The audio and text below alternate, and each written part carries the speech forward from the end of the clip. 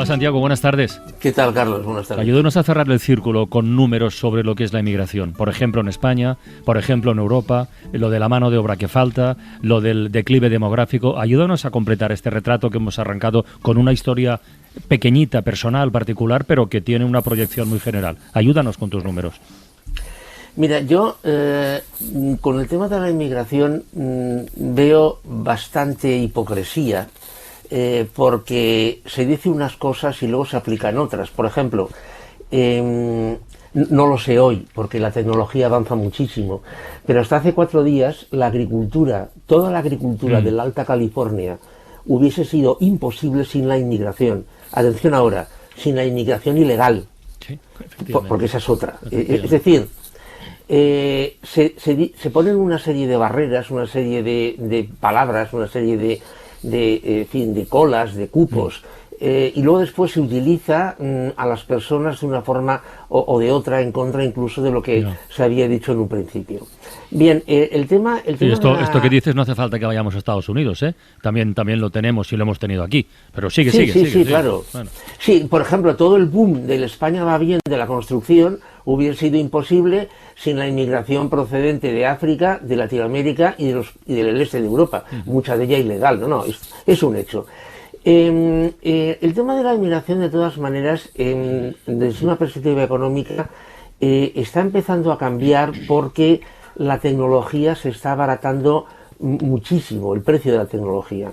Es decir, por ejemplo, en el Reino Unido se hizo un estudio, si no recuerdo mal, hará unos 5 o 6 años, en el que se llegó a parametrizar en qué momento, a qué precio tenía que estar una cierta tecnología para que fuera rentable para sustituir a una persona. No sé si me explico.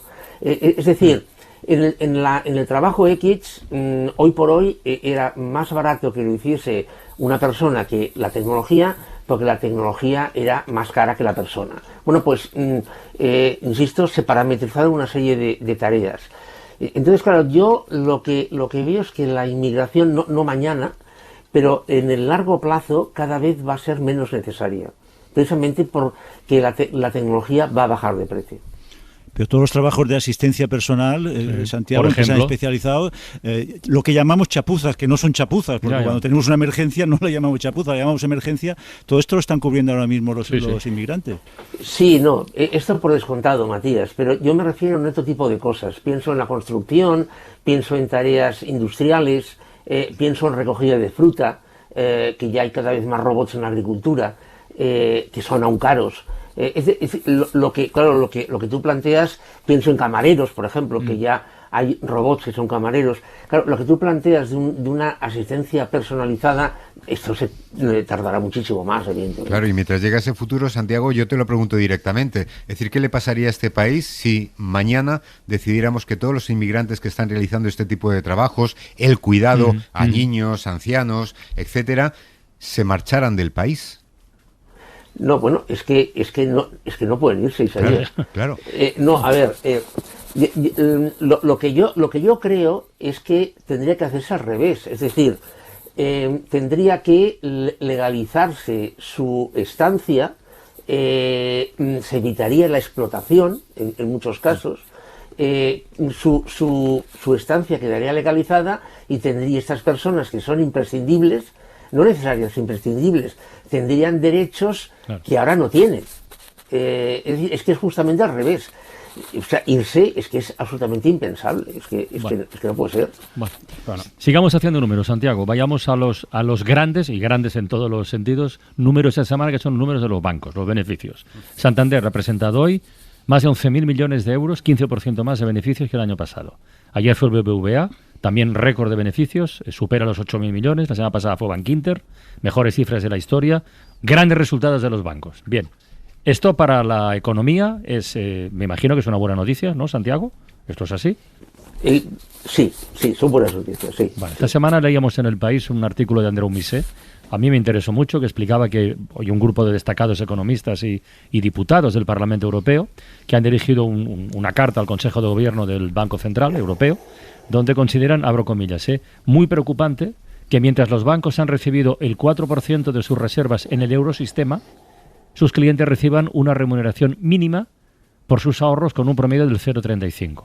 Esto se traduce, sigue la carta, en que los hogares no reciben los beneficios de los altos tipos de interés fijados por el Banco Central Europeo, mientras que sí soportan los pagos de elevados intereses en sus préstamos e hipotecas. Esto ya no es tan bueno para la economía. ¿Tiene vuelta atrás? ¿Se puede arreglar? ¿Se puede atender esta demanda del grupo de economistas y diputados? A ver, y lo que voy a decir no va a gustar. O al menos creo que no va a gustar a muchas personas. Gracias por prevenirnos. Sí, a ver, a pesar de que los bancos, detrás de su nombre, y esto se olvida muchas veces, tienen dos letras, que es una S y una A, es decir, no es Banco de Santander, es Banco de Santander, SA, Sociedad Anónima. Es BBVA, SA, Sociedad Anónima. No es Bankinter, es Bankinter, SA, Sociedad Anónima, ¿vale? Y en todos los países pasa lo mismo, no solamente pasa en España. Es decir, son empresas. Lo que pasa es que no fabrican coches, ni fabrican ordenadores, se dedican a otros temas. Bien, son empresas, pero no son empresas como las demás. Es decir, son empresas diferentes. ¿Qué quiere decir con esto? A ver, Renault es una empresa francesa que diseña vehículos, fabrica vehículos, los produce, los exporta, emplea personas, tiene su junta de accionistas, reparte beneficios, cotiza en bolsa, etcétera, etcétera, etcétera. Pero un banco, además de hacer todo eso, tiene una importancia fundamental en el entorno económico, en la realidad económica. ¿Qué quiero decir con esto? Vamos a ponernos lo más trágico posible. Si quiebra Renault, sería una tragedia. Desde luego. Pero se quedaría ahí. Si quiebra el Deutsche Bank, además de ser una tragedia, habría un pánico internacional. ¿Os acordáis lo que pasó con Credit Suisse? Sí, perfectamente. Credit Suisse, además esto pasó el año pasado, empezó a haber problemas, se dijo, hace 2, perdón, porque estamos en el 24 ya. Se dijo, se comentó, el gobierno suizo le dijo al Credit Suisse, ¿qué quieres? ¿Qué necesitas para que no haya un desastre? El Credit Suisse dijo esto y aquello. Y le dijo a UBS, tienes que hacerte cargo. ¿Qué necesitas? 24.500 millones, aquí los tienes. UBS se hizo cargo de Credit Suisse y aquí no pasó nada. Es decir, un banco no es una empresa como las demás. Ya. Sí, yo hasta ahí te sigo sí. Y entiendo que si un banco de estos que acabamos de citar entrara en crisis sería una catástrofe para la economía. Muy bien. Lo que yo pregunto o planteo, a propósito de la carta de los economistas y diputados, es que si en lugar de ese 0,35 de promedio de los intereses al ahorro, pues fuera un 1,2, tal vez los beneficios serían un poquito menos récord, no se hundiría ningún barco y estaría todo un pelín más repartido. Ese creo que es el fondo del mensaje de lo que estamos comentando, ¿no? O en mi caso del deseo, vamos. Habría otra interpretación, que la remuneración no fuese tan alta. O sea, en vez de ser un 4% de remuneración, también, la remuneración fuese más baja. Bueno, bien. Lo que pasa es que, insisto, los bancos, todos los bancos, por favor no penséis en un banco solo, los bancos tienen que tener una serie de premios, características. No me gustaría usar la palabra prebendas, pero que otro tipo de empresas pues no hace falta que tengan. Ya, pero estos privilegios o prebendas, que es la filosofía que has expresado muy bien, demasiado grandes para caer. Pero claro, si yo gano tú pierdes y si yo pierdo tú pierdes, nos coloca a los consumidores en una situación muy difícil de defender. Ahí estamos. Sí, Matías, lo que pasa, vuelvo al ejemplo, sin Renault el mundo, Europa, Francia incluso, podría existir. Sin el Deutsche Bank, no. Sí. Y por eso a Renault no lo rescataríamos con nuestros impuestos y a los bancos sí. A Renault tal vez sí que le rescataríamos, de una u otra manera. Ahora, a un banco. Pero me has entendido lo que te quiero decir. Sí, perfectamente. Perfectamente. El ejemplo es España.